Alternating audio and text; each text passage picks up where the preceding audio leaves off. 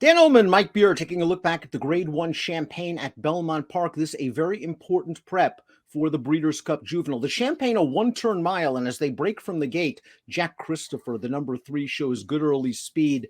Key component to this race coming right up, Mike. Jose Ortiz, on the 3, Jack Christopher, is going to notice that Gunite, the winner of the Hopeful, is going to gun it once again, and Jack Christopher is able to take back and get to the outside. Yeah, I mean, I guess he just didn't want to be stuck down on the rail there, Dan, because that could be a pretty tricky thing to do for a horse who showed good speed from the gate to sort of give away position, hoping to get outside. It all worked out for him. He does get out to the clear. Nobody comes up to his outside to trap him in there. And now he's just going to stalk Gunite here. It seems like, Dan, this is a pretty solid pace. They're moving right along up there, but Jack Christopher, he has no problem keeping Gunite in his sights. Everybody behind him, the 4 horses behind Jack Christopher, they're all working pretty hard already. Meanwhile, at the back of the pack is Todd Pletcher's number 1, Wit, who had broken poorly in his prior starts, and he broke poorly yet again. He's going to run well and get up for 3rd in here, but Mike, you just can't give away ground to quality horses at the start of the race.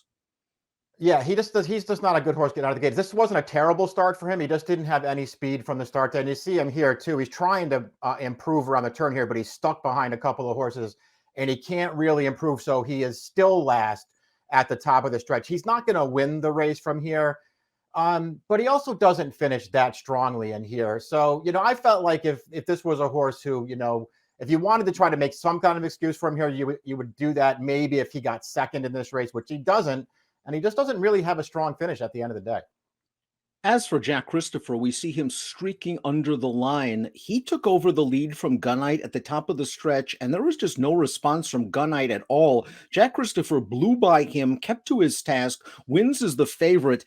With a 93 Beyer speed figure, a very respectable number. In some ways, he's the horse to beat in the Breeders' Cup Juvenile off his first 2 races. He was all the rage before his debut at Saratoga. The word was out. He didn't disappoint with a 92 Beyer. Now the question, of course, is 2 turns. The Juvenile will be his first start around 2 turns. Yeah, listen, he's run really well in both of his starts, as you said. He was no secret leading up to his debut. There was a lot of buzz about this horse. He delivered in a pretty big way, a 92 Beyer winning his first start, a 93 here.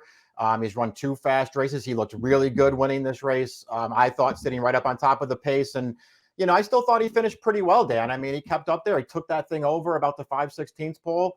And I like the way he stayed on to the finish here. I'm not so sure that more distance is going to be that big a problem for him right now. I'm not sure the Juvenile is the spot, but I do think the 2nd place finisher, Command Performance, like Wit, like My Prankster, trained by Todd Pletcher, has some potential. This horse ran from way off the pace in his career debut when he got a piece. He came from off the pace here. He is still learning. He is also still a maiden. Yeah, that's the problem. I don't know what they'll do with him here. Maybe they will press on to the Breeders' Cup if he can get in there, Dan, because he ran really well again here. His debut was a nice performance, took a lot of dirt in that race. Once he got clear, he finished up pretty well. And I thought he finished up pretty well in this race, too. Clearly 2nd best in this race. Never looked like at any point he was going to get to Jack Christopher, but he ran well again. My Prankster took some money in this race off of a blowout debut victory for Pletcher at Saratoga. He disappointed somewhat in this race. I thought so. He was always off the pace in here, always sort of under a ride and chasing, never really made up any ground at any point in the race, Dan. I mean, ultimately, he just got 4th from Gunite, who was, basically all done at the top of the stretch in here. My Prankster just barely got by that horse at the end. I thought it was a pretty disappointing performance for a horse who was awful good winning first time out. And this was just a bad effort from Gunite, who showed good speed as he did in the Hopeful. There was no response when Jack Christopher went by. He was flailing about on his left lead for the majority of the stretch run. It makes you wonder now if he was dressed up by the racetrack when he won the Hopeful. That was an inside speed track. Gunite was able to get a great ride that day to get to the front. This race was very disappointing. Yeah, that certainly seems to be the way to look at the Hopeful now, Dan, because even though he didn't break great in that race, so you maybe want to give him some extra credit for being away to the back of the field and then rushing up. Ultimately, on Hopeful Day, that's where you wanted to be. No matter how you had to get to the lead, you wanted to be there. Gunite got there and basically wired that field.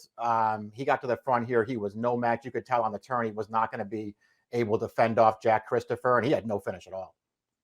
Let's take a look at a little bit more at Jack Christopher with his horse card. You're going to see a lot of speed in this horse's pedigree. He is by Munnings out of a half hour's mare. If you go deep in the pedigree, there is some stamina. Running Stag, won the Brooklyn back in the day, was a good handicap horse. This is kind of a miler's pedigree. It'll be interesting to see how far he wants to go, but boy, he's going the right way thus far. Yeah, his first two races again, they're very, very impressive. This horse clearly has a lot of ability. You know, you never know how far they're going to want to go till you try it. He's got sort of a mixed bag of a pedigree. You know, I doubt that he's going to, want to be a true distance horse, but man, a mile and a 16th come Breeders' Cup Day, I think he's going to get that. And as we look at the prices for this race, let's talk a little bit about Wit, who once again did not have a good start, held up in behind horses. But I'm with you. He really just didn't fire in the stretch the way I was expecting. I was expecting him to maybe get up for second. Do you think more distance is what he wants? He does need a better break. I mean, that would seem to be a decided no at this point. This horse was, really impressive in his first two career starts. Even though, that Sanford is turning out to be a pretty weak race, he was still impressive winning that day. His hopeful, I get it, the track was probably against him a little bit that day, but that was his first start at 7 furlongs. He didn't finish that strongly that day. I didn't think, losing ground to Gunite through the stretch. And in here, yeah, he didn't get a great trip, but he also, didn't really come with any kind of a strong finish. So I just really wonder, not only has everybody already caught up to this horse, but I wonder how far he wants to go. Chad Brown on his way to the Breeders' Cup Juvenile with the unbeaten Jack Christopher, who made it 2 for 2 with a 93 Beyer effort in the Champagne.